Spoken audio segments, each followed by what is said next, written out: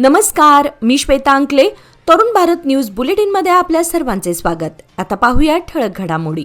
कर्नाटकचे उपमुख्यमंत्री डी के शिवकुमार यांनी पत्रकारांशी संवाद साधताना स्पष्ट केले की हायकमांडकडून बोलावणे आल्यास आपण दिल्लीला जातो, मात्र राज्यातील राजकारणावर कोणतीही चर्चा करत नाही. प्रियंका गांधी यांच्या आसाम दौऱ्यादरम्यानही आपले राज्य राजकारणावर बोलणं झालेलं नाही. अमेरिकेच्या कराच्या विषयावर राहुल गांधींच्या टीकेबाबत विचारल्यावर त्यांनी सांगितले की राहुल देशाच्या हितासाठी भूमिका मांडत आहेत. लोकसभेतील विरोधी पक्षनेते म्हणून ते या विषयावर आपले मत मांडत आहेत, असे शिवकुमार यांनी स्पष्ट केले. बेळगाव येथे सोमवारी आयोजित पत्रकार परिषदेत बोलताना रमेश जारकीहोळी यांनी गेल्या 25 वर्षांपासून दलित लोकप्रतिनिधींवर अन्याय होत असल्याचा आरोप केला. आमदार चंद्र लमाणी यांच्या विरोधात त्यांच्या समाजातील काही व्यक्ती आणि स्वामीजींनी कट रचल्याचा दावा करत दोषी असल्यास कारवाई करावी, मात्र प्रकरणाची पारदर्शक चौकशी व्हावी यासाठी आपण मुख्यमंत्र्यांची भेट घेणार असल्याचे त्यांनी स्पष्ट केले. धारवाड येथील सार्वजनिक बांधकाम विभागाचे मुख्य अभियंता सुरेश यांच्यावर निवृत्तीच्या दिवशी झालेली कारवाई खेदजनक असल्याचे सांगत राज्य सरकारवर लूट आणि पक्षपाती कारभाराचा आरोप त्यांनी केला.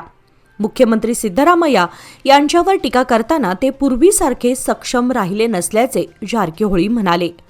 2028 मध्ये आमचे सरकार सत्तेत आल्यास बनावट जात प्रमाणपत्र प्रकरणांवर कठोर कारवाई करू, तसेच भाजपला कोणाची गरज नसून आगामी निवडणुकीत पक्ष बहुमताने सत्तेत येईल असा विश्वासही त्यांनी व्यक्त केला. महाराष्ट्र कर्नाटक सीमावाद सोडवण्यासाठी राज्य सरकार कटिबद्ध असल्याची ग्वाही महाराष्ट्राचे राज्यपाल आचार्य देवव्रत यांनी दिली. सोमवारपासून सुरू झालेल्या महाराष्ट्राच्या अर्थसंकल्पीय अधिवेशनातील अभिभाषणात त्यांनी ही भूमिका स्पष्ट केली. सीमा भागातील मराठी भाषिकांचे हित जपण्यासाठी सरकार सर्वतोपरी प्रयत्न करेल असे त्यांनी ठामपणे सांगितले. तसेच सीमा भागातील नागरिकांच्या प्रश्नांबाबत सकारात्मक आणि संवेदनशील भूमिका घेतली जाईल असे आश्वासन त्यांनी दिले. सीमावादाच्या पार्श्वभूमीवर राज्य सरकारची भूमिका स्पष्ट झाल्याने या विषयाला अधिवेशनात विशेष महत्त्व प्राप्त झालं आहे. बेळगाव उत्तरचे आमदार आसिफ सेठ यांनी अमननगर आणि रझा कॉलनी परिसराची भेट घेऊन पायाभूत सुविधांची तपासणी केली व नागरिकांशी संवाद साधत प्रलंबित नागरी समस्यांचा आढावा घेतला. त्यांनी लवकरच रस्ते बांधकामास सुरुवात करण्यात येणार असून स्वच्छता सुधारण्यासाठी गटार व जलनिस्सारणाची कामे हाती घेतली जातील असे सांगितले. सर्व कामे उच्च दर्जाची आणि निश्चित वेळेमध्ये पूर्ण करण्याची ग्वाही त्यांनी दिली. फर्स्ट क्रॉस, फारुकिया कॉलनी, वीरभद्रनगर येथे पेव्हर्स बसवण्याच्या नव्या उपक्रमालाही प्रारंभ झाला असून नागरिकांनी या विकास कामांचं स्वागत केलं आहे. बेळगाव शहरामध्ये मटका व जुगार विरोधात सीसीबी पोलीस आणि मार्केट पोलीस ठाण्याच्या पथकाने 2 ठिकाणी छापे टाकून 4 जणांना ताब्यात घेतले. एकूण 6 जणांविरोधात गुन्हा दाखल करण्यात आला असून कारवाईमध्ये रोख रक्कम व जुगार साहित्य जप्त करण्यात आले. रविवार पेठ कांदा मार्केट परिसरामध्ये सार्वजनिक ठिकाणी कल्याण मुंबई मटका जुगार सुरू असल्याची माहिती सीसीबी विभागाला मिळाली होती. त्यानुसार पोलीस निरीक्षक मंजुनाथ नायक यांच्या मार्गदर्शनाखाली उपनिरीक्षक मंजुनाथ बजंत्री व त्यांच्या पथकाने छापा टाकला. या कारवाईमध्ये प्रशांत पाटील वय 29 व अक्षय गडकरी वय 26 त्यांच्याकडून 24,640 रुपये रोख रक्कम व ओसी चिठ्ठ्या जप्त केल्या.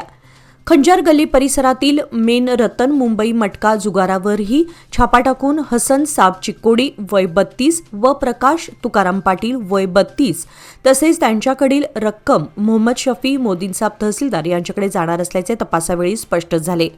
पुढील तपास सुरू आहे.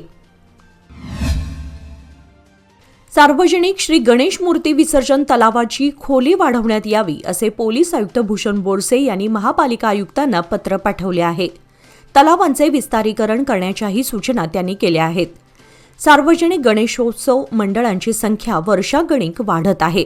त्याचबरोबर अलीकडच्या काळात मोठ्या मूर्तींची संख्याही वाढली आहे. मूर्तीच्या मानाने शहरात विसर्जन तलावांची सोय नाही, त्यामुळे विसर्जन प्रक्रियेला मोठा विलंब होत असतो. गणेशोत्सवाच्या तोंडावर श्रीमूर्ती विसर्जन संदर्भात होणारी अडचण दूर करण्यासाठी पोलीस आयुक्त बोरसे यांनी महापालिका आयुक्त कार्तिक एम यांना आगामी गणेशोत्सवाच्या पार्श्वभूमीवर पत्र पाठवलं आहे. महापालिकेनेही पोलीस आयुक्तांच्या पत्राची दखल घेऊन विसर्जन तलावांची खोली रुंदी वाढवण्याबाबत आतापासूनच प्रयत्न करणं आवश्यक आहे. या पत्रावर येत्या सर्वसाधारण सभेमध्ये चर्चा होण्याची शक्यता आहे. बेळगाव येथील हिंडलगा स्पोर्ट्स क्लब आयोजित पहिल्या राष्ट्रीय स्तरावरील मॅरेथॉन स्पर्धा 22 फेब्रुवारी रोजी यशस्वीरित्या पार पडली, ज्यामध्ये 900हून अधिक स्पर्धकांनी उत्स्फूर्तपणे सहभाग नोंदवला. 5 आणि 10 किलोमीटरच्या विविध वयोगटातील स्पर्धकांमध्ये शुभांगी काकतकर, भूषण गुरव, डॉक्टर कीर्ती मल्लापूर, महेश संगपन्नावर, रूपा कापडिया, शिवानंद पद्मावती, सुनील हरिदास, नकोशा मंगन्नावर, सुनील डी, दीपा पिल्ले, सुशांत कारवेकर, अनिता पाटील, प्रसन्ना केबी, पार्वती पांडुरंग पाटील, अक्षरा मजुकर, मोहन पाटील, नम्रता कुमार आणि निधीश कित्तूर यांनी विजेतेपद पटकावले. या स्पर्धेमध्ये विविध वयोगटातील मुले मुली, युवक आणि प्रौढ सहभागी झाले असून विजेत्यांना प्रोत्साहन देण्यासाठी ब्रिगेडियर जयदीप मुखर्जी व जय भारत फाउंडेशनचे नंदकुमार जयकुमार तलरेजा उपस्थित होते. स्पर्धेचे यशस्वी आयोजन मोहन नाईक, एबी पुंडलिक, चंद्रकांत कडोलकर यांनी पाहिले, तर सूत्रसंचालन व मार्गदर्शन प्रकाश बेळगुंदकर यांनी केले. स्पर्धेने स्थानिक क्रीडाप्रेमींमध्ये उत्साह निर्माण केला आणि राष्ट्रीय स्तरावर सहभागाची संधी उपलब्ध करून दिली. बेळगाव कृषी उत्पन्न बाजार समितीमध्ये पांढऱ्या कांद्याचा दर गत आठवड्याच्या तुलनेत 1000 रुपयांनी घसरला असून या बाजारात पांढऱ्या कांद्याच्या फक्त 5 गाड्या दाखल झाल्या होत्या. पांढऱ्या कांद्याचा दर 800 रुपयांपासून ते 1500 रुपयांपर्यंत होता, तर लाल कांद्याच्या 80 गाड्या दाखल झाल्या होत्या, ज्याचा दर लहान कांद्यासाठी 800 ते 1000 रुपये, मध्यम 1000 ते 1300 रुपये आणि मोठा 1400 ते 1600 रुपये इतका होता. पांढऱ्या कांद्याची लागवड दिवसेंदिवस कमी होत असून शेतकरी लाल कांद्यावर अधिक भर देत आहेत. इतर भाजीपाला जसे इंदूर बटाटा आणि जवारी बटाटा यांचे दर गत बाजाराच्या तुलनेत स्थिर होते, मात्र रताळी आवक कमी असल्याने बाजारपेठेमध्ये पुरवठ्यावर परिणाम झाला आहे. या परिस्थितीमुळे कांदा व बटाट्याच्या भावांवर स्थानिक व्यापारी व शेतकऱ्यांचं लक्ष केंद्रित झालं आहे. सद्गुरू हरदेव सिंगजी महाराज यांच्या साजऱ्या होत असणाऱ्या जयंतीनिमित्त काल रविवारी 22 फेब्रुवारी रोजी खानापूर येथील मलप्रभा नदी परिसरात मोठ्या प्रमाणात स्वच्छता अभियान राबवण्यात आले. हे अभियान संत चॅरिटेबल फाउंडेशनच्या प्रोजेक्ट अमृत स्वच्छ जल स्वच्छ मन उपक्रमांतर्गत आयोजित केले होते. संत निरंकारी मिशनचे 100हून अधिक भाई बहन व जवानांनी उत्स्फूर्त सहभाग घेत नदी पात्र आणि परिसरातील कचरा गोळा करून स्वच्छता केली, तसेच पर्यावरण संवर्धनाचा संदेश दिला. खानापूर पोलीस, वनविभाग व नगरपंचायत अधिकारी व कर्मचारी उपस्थित होते, ज्यांच्या सहकार्यामुळे मोहिमेचे यश सुनिश्चित झाले. या निमित्ताने संपूर्ण भारतभर सुमारे 1500 ठिकाणी जलस्रोतांच्या किनाऱ्यावर स्वच्छता अभियान राबवण्यात आले असून पर्यावरण संरक्षण आणि स्वच्छतेबाबत जनजागृती हा या उपक्रमाचा मुख्य उद्देश असल्याचे आयोजकांनी सांगितले.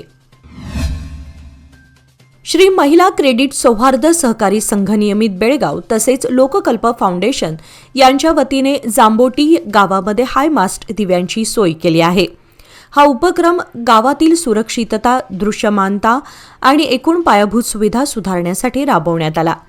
दिव्यांमुळे रात्रीच्या वेळी परिसरात पुरेसा प्रकाश मिळेल आणि ग्रामस्थांना अधिक सुरक्षितता प्राप्त होईल.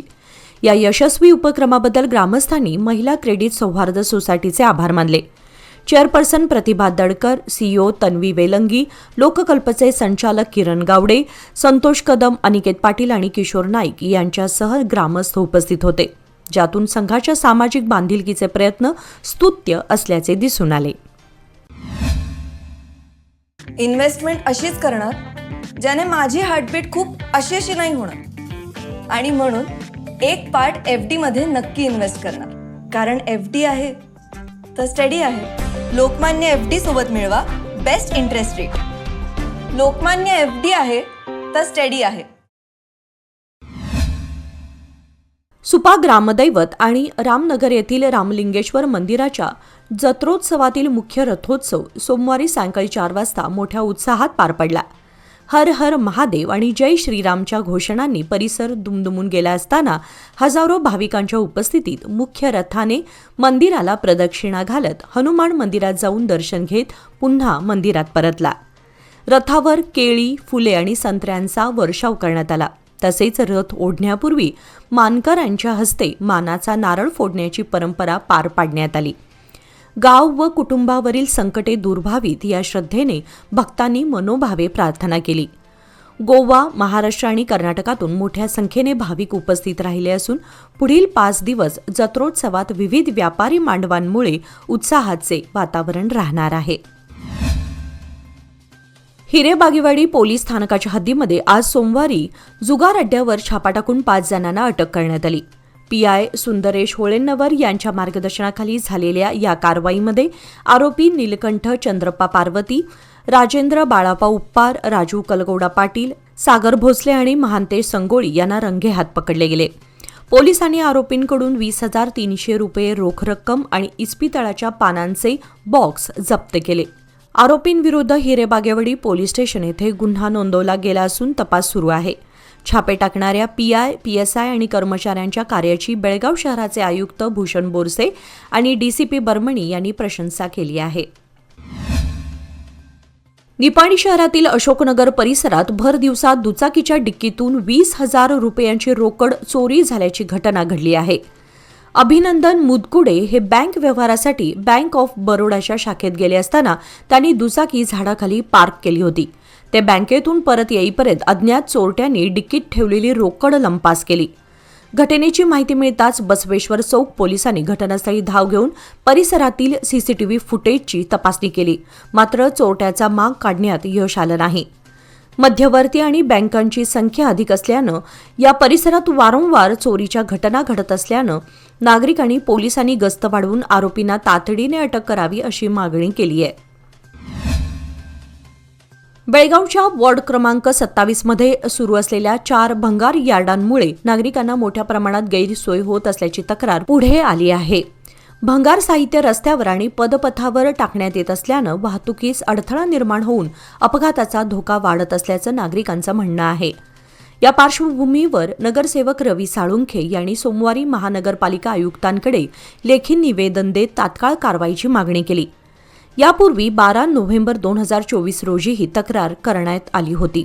मात्र अद्याप कोणतीही ठोस कारवाई झालेली नसल्याचे त्यांनी नमूद केले. संबंधित भंगार यार्ड मालकांना नोटीस बजावून रस्ते व पदपथ मोकळे करण्याचे आदेश द्यावेत, अन्यथा नियमांनुसार कठोर कारवाई करावी अशी मागणी करण्यात आली आहे. निपाणी तालुक्यातील बुदलमुख येथे ओढ्यावरील संरक्षक भिंत आणि बाजूच्या रस्त्याच्या प्रकल्पाचे शुभारंभ निपाणी ग्रामीण बँकेचे अध्यक्ष संचालक प्रकाश कदम, अविनाश पाटील, सुहास घुगे आणि अन्य उपस्थितांच्या सहभागात संपन्न झाला. या कार्यक्रमात प्रमुख पाहुणे म्हणून कारखान्याचे चेअरमन MP पाटील उपस्थित होते. निपाणी ग्रामीण बँकेचे अध्यक्ष प्रकाश कदम यांनी सांगितले की आमदार शशिकला जोल्ले आणि माजी खासदार व बँकेचे अध्यक्ष अण्णासाहेब जोल्ले यांच्या विशेष प्रयत्नांमुळे 45 लाख रुपये मंजूर झाले आहेत. या निधीमुळे डोंगर भागातील पायाभूत सुविधा सुधारण्यासाठी महत्त्वाची कामे सुरू केली जातील. अध्यक्ष कदम यांनी या प्रकल्पासाठी आमदार जोल्ले यांच्या पाठिंब्यासोबत खंबीरपणे उभे राहण्याचे आश्वासन दिले. निपाणी शहर व ग्रामीण भागात वाढत्या चोरीच्या घटनांमुळे नागरिकांमध्ये तीव्र नाराजी व्यक्त होत असतानाच गायकवाडी येथील निपाणी मुरगुड मार्गावरील सुमित किराणा दुकानामध्ये सुमारे 1 लाख रुपयांचा मुद्देमाल चोरीस गेल्याची घटना सोमवारी उघडकीस आली. चोरट्यांनी दुकानाच्या मागील बाजूचे पत्रे उचकटून आत प्रवेश करत खाद्यतेल, तांदूळ, गहू, गुटखा, स्टेशनरी साहित्य, खेळणी व इतर जीवनावश्यक वस्तू लंपास केल्या. यात्रा रद्द झाल्याने दुकानात मोठ्या प्रमाणात साठा उपलब्ध होता. त्याचाच फायदा घेत मध्यरात्री 1 ते 1:30 वाजण्याच्या सुमारास ही चोरी झाल्याचा अंदाज व्यक्त होत आहे. परिसरातील सीसीटीव्ही फुटेजमध्ये काही संशयित तरुण मास्क लावून फिरताना तसेच एक 4-चाकी वाहन जाताना दिसून आले आहे. ग्रामीण पोलिसांनी घटनास्थळी पाहणी करून गुन्हा दाखल केला असून चोरट्यांना तातडीने अटक करावी अशी मागणी व्यापारी व नागरिकातून होत आहे.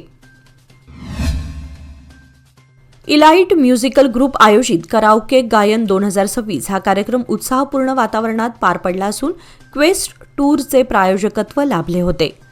स्पर्धेमध्ये 20 पुरुष आणि 20 महिला स्पर्धकांनी हिंदी, मराठी व कन्नड चित्रपटातील सुमारे 70 गाणी सादर करत रंगत आणली.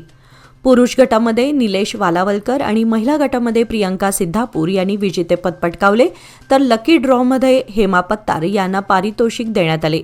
प्रभाकर सुतार आणि ज्योती कारेकर यांच्या हस्ते पारितोषिकाचे वितरण झाले.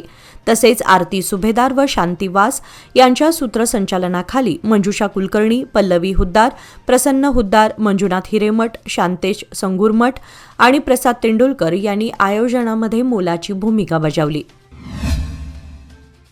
वीर आणि कित्तूर चन्नम्मा स्मरणोत्सव समिती बैलहोंगलने उपविभागाधिकारी यांच्या माध्यमातून राज्याचे मुख्यमंत्री व अर्थमंत्री यांना निवेदन सादर केले आहे. निवेदनात 2026च्या राज्य अर्थसंकल्पात कित्तूर प्राधिकरणासाठी किमान 200 कोटी रुपयांची तरतूद करावी अशी मागणी करण्यात आली आहे.